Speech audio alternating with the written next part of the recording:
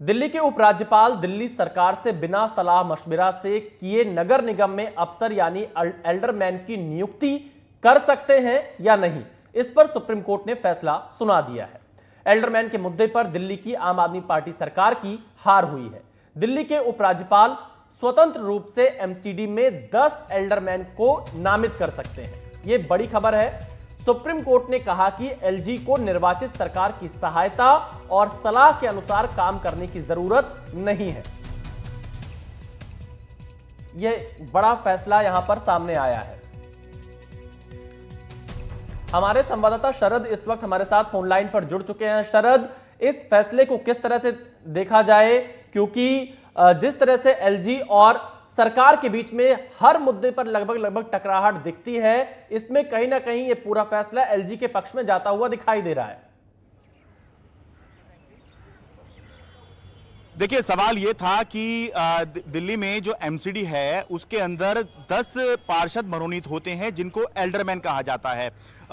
ये कहा जाता है कि इसको मनोनीत तो एलजी ही करते हैं, लेकिन ये जो नाम आते हैं ये एड एंड एडवाइस होती है निर्वाचित दिल्ली सरकार की। तो हुआ ये था कि जनवरी 2023 में दिल्ली के उपराज्यपाल विनय कुमार सक्सेना ने 10 लोगों को नामित कर दिया था। इसी के खिलाफ जो दिल्ली की आम आदमी पार्टी सरकार थी वो कोर्ट गई थी। उसका ये कहना था कि ये उपराज्यपाल का अधिकार नहीं है, पहले भी चुनी हुई सरकार ही एमसीडी के अंदर पार्षद मनोनीत करती रही है, एल्डरमैन नियुक्त करती रही है, 10 एल्डरमैन मनोनीत करती रही है। तो इस पर फैसला कोर्ट को यह करना था कि एक्ट के अंदर लिखा तो हुआ है कि एलजी जो है वो एडमिनिस्ट्रेटर हैं और एडमिनिस्ट्रेटर को अपॉइंट करना है, लेकिन क्या एलजी दिल्ली सरकार यानी चुनी हुई सरकार की एड एंड एडवाइस सलाह मानने के लिए बाध्य हैं या नहीं? तो कोर्ट ने आज फैसला सुनाया कि नहीं, दिल्ली के उपराज्यपाल चुनी हुई दिल्ली सरकार की सलाह मानने के लिए बाध्य नहीं है। इसका मतलब यह है कि एलजी ने जो 10 पार्षद मनोनीत किए थे जनवरी 2023 में वो ही रहेंगे। आम आदमी पार्टी को इसमें झटका लगा है और झटका इस तरह से लगा है कि एक तरफ तो जो आम आदमी पार्टी सरकार ने सुप्रीम कोर्ट में चुनौती दी थी उसकी बात नहीं मानी गई है।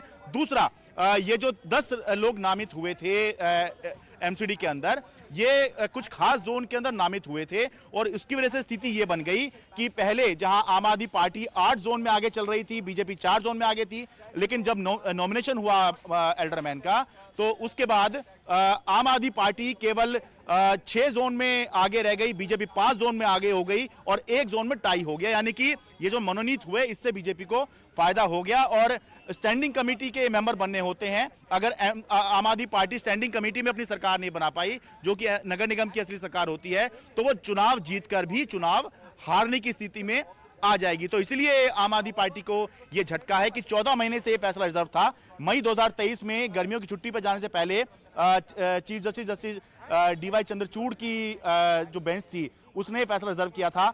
अब यह फैसला अगस्त 2024 में सुनाया गया है और इसमें आम आदमी पार्टी को झटका लगा है। आम आदमी पार्टी ये केस हार गई है। दिल्ली के उपराज्यपाल स्वतंत्र रूप से जो भी मनोनीत करने हैं एल्डरमैन, उनको एमसीडी में नियुक्त कर सकते हैं। देखिए शरद, यहां पर सुप्रीम कोर्ट ने एक बड़ी बात ये कही है कि एलजी को निर्वाचित सरकार की सहायता और सलाह के अनुसार काम करने की जरूरत नहीं है, क्योंकि लगातार हमने देखा है कि दिल्ली में आम आदमी पार्टी की सरकार एलजी पर सवाल उठाते रही है, उनकी शक्तियों को लेकर सवाल उठाते रही है। तो क्या सुप्रीम कोर्ट के इस टिप्पणी के बाद अब कहीं ना कहीं आम आदमी पार्टी सवाल उठाने से बचेगी?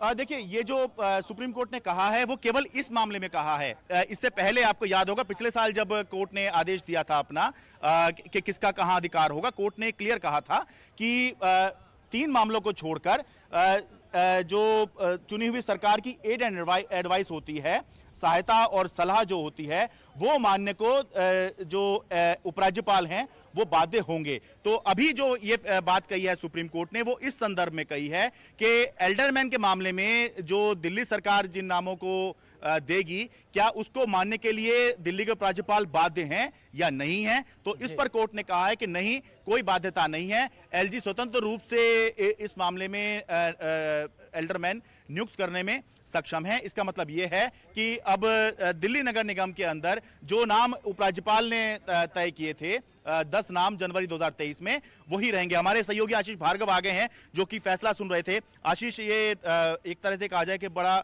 काफी समय बाद आया फैसला, 14 महीने से ज्यादा रिजर्व हुआ और उसमें भी आम आदमी पार्टी को बड़ा झटका लगा है ये। जी बिल्कुल, देखिए पूरा एमसीडी का कामकाज रुका पड़ा था। सुप्रीम कोर्ट में भी कई मामले हैं जिसमें ये बात उठती थी कि भाई स्टैंडिंग कमेटी का काम नहीं हो पा रहा है, ये तमाम चीज़ें थी। लेकिन सुप्रीम कोर्ट ने 15 महीने लगा दिए इस पूरे मामले में।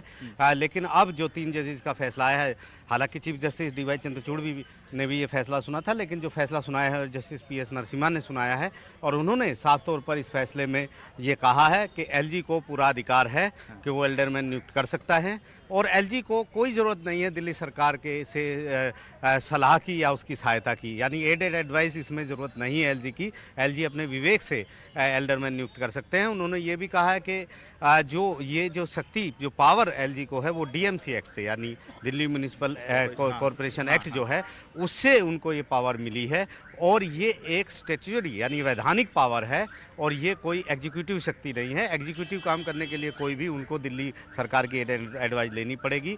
जैसा कि दिल्ली सरकार और बनाम एलजी केंद्र मामले में 5 जजों के संविधान पीठ ने कहा था। तो यहाँ पर एक गो हेड दे दिया है एलजी को। दिल्ली सरकार की लगातार जो दलीलें थी वो सब जो हैं सुप्रीम कोर्ट ने उन दलीलों को दरकिनार कर दिया है। एक बड़ा फैसला है जिसमें ये साफ कर दिया है कि जो ये पावर का जो टकराव शक्ति का जो था कि किसके पास अधिकार है, उसमें एल्डरमैन जो 10 नियुक्त किए थे एलजी ने, उसमें एलजी का ही अधिकार था, ये उन्होंने कहा है। और कहा है कि दिल्ली सरकार की सहायता से या सलाह से वो बंधे हुए नहीं हैं, वो अपनी मर्जी से अपने विवेक से एल्डरमैन नियुक्त कर सकते हैं। तो ये जो फैसला है वो पूरी तरह दिल्ली सरकार के खिलाफ गया है। लेकिन एक बात क्लियर करना चाहेंगे, जो ये कहा है कि उपराज्यपाल दिल्ली सरकार की एड एंड एडवाइस मानने को बाध्य नहीं है, ये केवल इस मामले के लिए कहा है, जनरल मामलों के लिए नहीं कहा है। जी देखिए, जनरल मामला सर्विसेज अभी पेंडिंग है यहाँ पर, उस पर अभी फैसला नहीं हुआ। ये केवल इसके ऊपर एल्डरमैन को ही लेकर ये एक मामला था जिसमें दिल्ली सरकार ये कह रही थी कि एलजी 10 एल्डरमैन नियुक्त नहीं कर सकते उसकी सलाह के बिना। ये असंवैधानिक है और उनके पास कोई शक्ति संविधान से या 239 से जो एक्ट बनाया गया था उससे कहीं भी ये नहीं आता है। यहाँ से एलजी की तरफ से बार बार ये कहा गया था कि ये एमसीडी का जो मामला है वो डीएमसी एक्ट से गवर्न होता है। उसमें आपको डीएमसी एक्ट को सबसे पहले पढ़ना पड़ेगा और डीएमसी एक्ट एलजी को पूरी पावर देता है क्योंकि वो एडमिनिस्ट्रेटर हैं दिल्ली के और वो राष्ट्रपति के नुमाइंदे हैं यहाँ पर। सवाल ये था कि उसमें लिखा तो हुआ था कि एडमिनिस्ट्रेटर ही अपॉइंट करेंगे, लेकिन सवाल ये था कि एडमिनिस्ट्रेटर क्या खुद से अपॉइंट कर सकते हैं या एड एंड एडवाइस मानने के लिए बाध्य होंगे? तो ये बड़ा एक सवाल था। यहाँ पर सिर्फ एक लिमिटेड सवाल था कि जो एल्डरमैन की नियुक्ति है उसके लिए क्या एलजी खुद अपनी मर्जी से नियुक्ति कर सकते हैं या फिर दिल्ली सरकार की एड एंड एडवाइस से वो बाध्य हैं। तो यहाँ पर सुप्रीम कोर्ट ने साफ कर दिया है कि एल्डरमैन की नियुक्ति सिर्फ और सिर्फ एलजी के विवेक पर आधारित है। दिल्ली सरकार का उसमें कोई स्टेक नहीं है। दिल्ली सरकार उसमें अपना अधिकार क्लेम नहीं कर सकती है। एलजी अपनी मर्जी से अपने विवेक से इस वैधानिक अधिकार का उसका इस्तेमाल कर सकते हैं। ये वैधानिक अधिकार उसे जो है डीएमसी एक्ट ने दिया है जो 1999 में बना था और इसके बाद ये जो 93 में बना था और दिल्ली सरकार जो है उसमें ये नहीं कह सकती आके कि एलजी उसकी सलाह और उसकी सलाह और सहायता के बिना एडवाइस के बिना किसी भी तरीके से नियुक्ति नहीं कर सकते। तो ये एक बड़ा एक मामला था। हम देख रहे हैं हर मामले में टकराव सुप्रीम कोर्ट में इन मुद्दों पर है। सर्विसेज को लेकर टकराव अभी बाकी है। अफसरों की नियुक्ति को लेकर एक फैसला आया था जिसको किसी ने माना नहीं था। उसको बाद में 3 जजेस पे 2 जजेस गया, 2 जजेस 3 जज पे पहुंच गए, 3 जजेस से 5 जजेस यहाँ पर हैं, लेकिन अभी भी वो क्लियर नहीं हुआ है। लेकिन जो साफ हुआ है ये कि आज मुझे लगता है कि दिल्ली सरकार और एलजी के अधिकार पर साफ सुथरा और बिल्कुल क्लियर पहला ये फैसला है जिसमें ये कहा गया है कि एलजी ही एल्डरमैन की नियुक्ति करेंगे, दिल्ली सरकार का उसमें कोई स्टेक नहीं है। इस मामले में तो क्लियर हो गया है कि जहां तक एल्डरमैन की बात है वो दिल्ली के उपराज्यपाल अपने विवेक से स्वतंत्रता से फैसला कर सकते हैं कि कौन 10 मनोनीत पार्षद एमसीडी के अंदर मनोनीत होंगे। ये अहम इसलिए होता है कि ये जो पार्षद होते हैं ये वोटिंग भी करते हैं, केवल ये मनोनीत नहीं होते हैं, ये वोटिंग भी करते हैं। जोन के चुनाव जो होते हैं 12 जोन है एमसीडी के, उसमें ये वोटिंग करते हैं और उससे स्टैंडिंग कमेटी बनती है और एमसीडी की स्टैंडिंग कमेटी एमसीडी में असली सरकार होती है। मेयर असली सरकार नहीं होते, वो तो केवल एक तरह से स्पीकर ऑफ द हाउस की तरह काम करते हैं। तो इसलिए आज का फैसला अहम है कि जो मनोनीत पार्षद 2023 में बनाए गए थे जनवरी 2023 में वही बने रहेंगे और अब आम आदमी पार्टी को संघर्ष करना होगा स्टैंडिंग कमेटी में अपनी सरकार बनाने के लिए। शरद, आम आदमी पार्टी की कोई प्रतिक्रिया अब तक सामने आ पाई इस फैसला आने के बाद? क्योंकि इस मामले की अगर हम बात करें, आपने बहुत अच्छा स्पष्ट किया कि इस मामले में एलजी के पास ही पूरा अधिकार है, तो क्या इस मामले पर कोई प्रतिक्रिया सामने आई आम आदमी पार्टी की? अभी कुछ देर में संभव है कि आम आदमी पार्टी की तरफ से प्रतिक्रिया आए, क्योंकि फैसला उनके खिलाफ गया है। अभी पहले समझना होगा, अपने लॉयर से बात भी करेंगे, लेकिन बहुत ज़्यादा हम प्रतिक्रिया तो ले लेंगे, लेकिन ये स्पष्ट ही है कि आम आदमी पार्टी को अब संघर्ष करना पड़ेगा। बावजूद इसके कि हमने देखा था कि 2022 में जो चुनाव हुए थे उसमें आम आदमी पार्टी ने बीजेपी को सत्ता से हटा दिया था। ये पहली बार हुआ था कि आम आदमी पार्टी ने बीजेपी को कहीं सत्ता से हटा दिया था। लेकिन अभी भी आम आदमी पार्टी पूरी तरह से एमसीडी पर काबिज इसलिए नहीं हो पाई है क्योंकि स्टैंडिंग कमेटी नहीं बनी है। स्टैंडिंग कमेटी वो बॉडी होती है। कोर्ट ने अहम फैसला यहां पर सुनाया है। एल्डरमैन की नियुक्ति के मामले में एलजी के पास ही अधिकार है, ये एकदम बिल्कुल साफ हो चुका है।